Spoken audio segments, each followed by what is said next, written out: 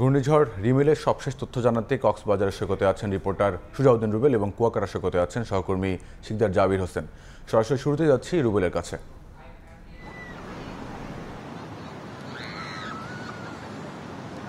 বঙ্গোপসাগরে অবস্থানরত নিম্নচাপটি গভীর নিম্নচাপে পরিণত হয়েছে, যার কারণে কিন্তু এরই মধ্যে কক্সবাজারে বিরূপ প্রতিক্রিয়া আমরা লক্ষ্য করছি। সকালে মেঘাচ্ছন্ন আকাশ ছিল, কিন্তু আবার হঠাৎ করে এখন রোদ উঠেছে এবং পাশাপাশি আবার আমরা দেখছি ব্যবসা গরম, কোনো বাতাস নেই।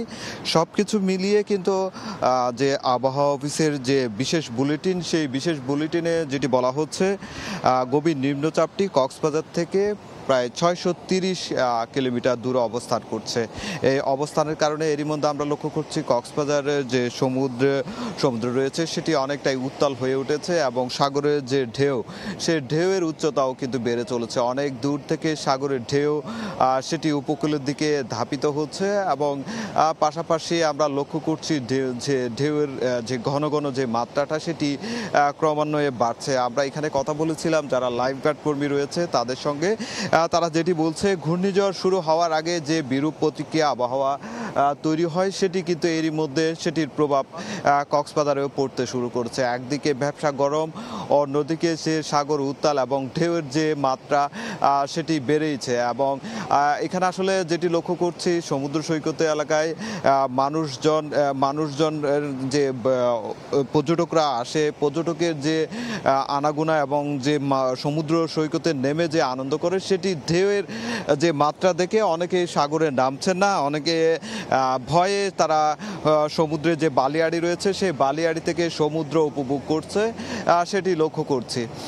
তবে আবহাওয়া অফিসে এখন পর্যন্ত আমরা সকালে আবহাওয়া অফিসের কার্যালয়ে গেছি কক্সবাজার, সেখানে আসলে আবহাওয়া অফিসে যে গেটটি রয়েছে সেটি তালাবদ্ধ রয়েছে এবং কোনো লোকজনকে আসলে সেখানে দেখা যায়নি।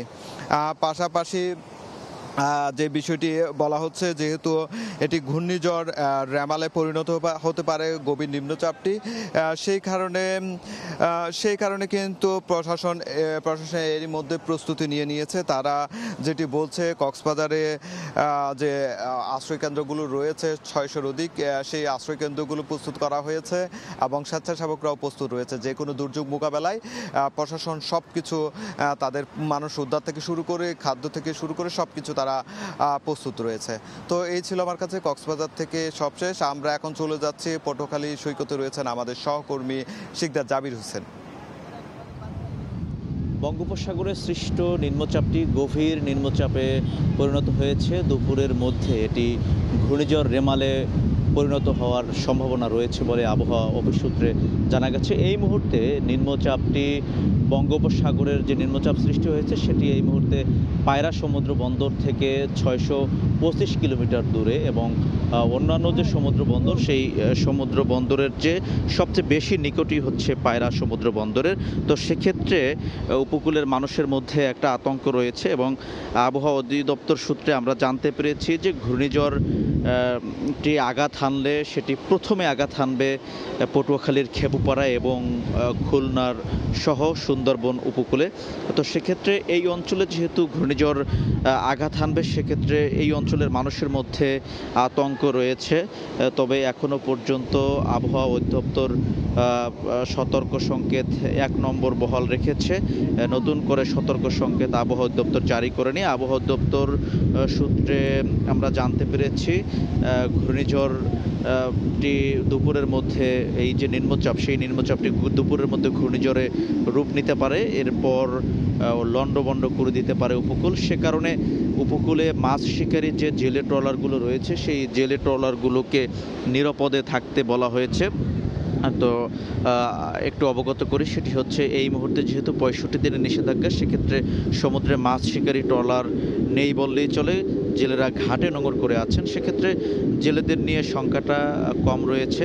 তবে উপকূলের যেসব নিম্ন এলাকা রয়েছে, সেই নিম্ন এলাকার বাসিন্দাদেরও সতর্ক অবস্থানে থাকতে বলা হয়েছে। সতর্ক সংকেত যখন বাড়িয়ে দেওয়া হবে তখন সেই সব যে নিম্ন এলাকার বাসিন্দা, তাদেরকে নিরাপদ আশ্রয় নিয়ে আসা হবে বলেও আমাদেরকে জেলা প্রশাসন সূত্রে জানানো হয়েছে।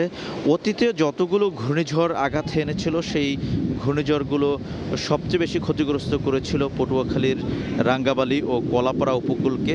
তো সে কারণে এই অঞ্চলের মানুষ যখন আকাশে মেঘ দেখা দেয়, যখন ঘূর্ণিঝড় সতর্ক সংকেত জারি হয়, মানুষের নির্ঘুম রাত কাটে।